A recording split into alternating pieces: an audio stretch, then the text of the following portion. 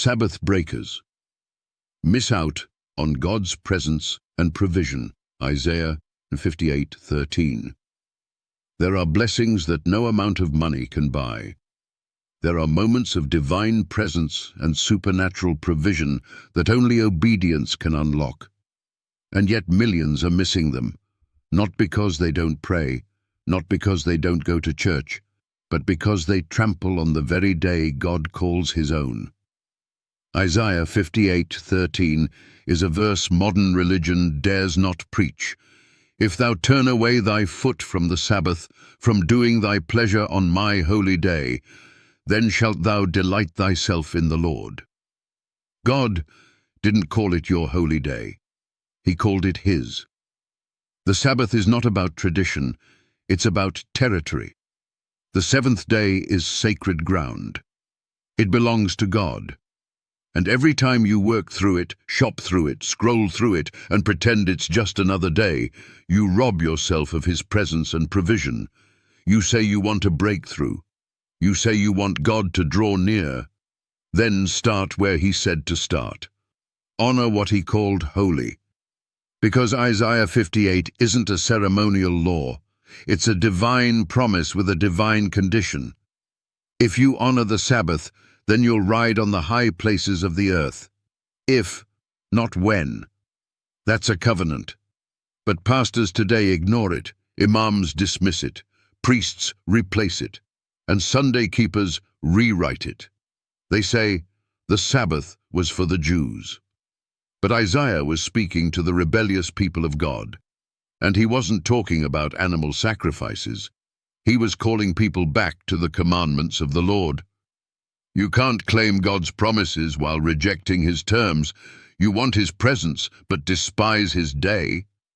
You want his provision, but break his commandment. That's not faith. That's fraud. The Sabbath is not legalism. It's alignment. When you step into the Sabbath, you're stepping into sync with heaven. You're declaring with your time that God is king, that he rules your schedule, your priorities, and your heart. And when you do that, he responds with favor, protection, and power. But when you desecrate the Sabbath, Isaiah 58:2-5 shows what happens. You fast, but he doesn't answer. You seek him, but he hides. Why? Because you honor him with your lips, but your life says otherwise. You can't say you love God and continually profane the only day he said to remember. Isaiah 58:13 continues, not doing thine own ways, nor finding thine own pleasure, nor speaking thine own words. The Sabbath is not just a break from labor, it's a break from self. It's a return to God. But in a world of endless distraction, entertainment, and self-gratification, the Sabbath is the one thing we refuse to give back to him. You can't worship God on your terms. Cain tried that. Saul tried that. Nadab and Abihu tried that.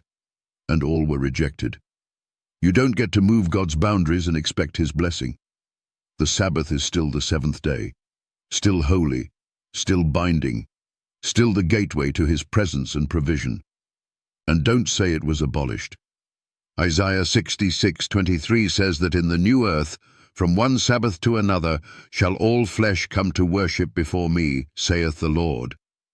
If the Sabbath is in Eden and in the new earth, who told you it vanished in between? Sabbath breakers are not just ignoring a day, they're forfeiting a divine encounter.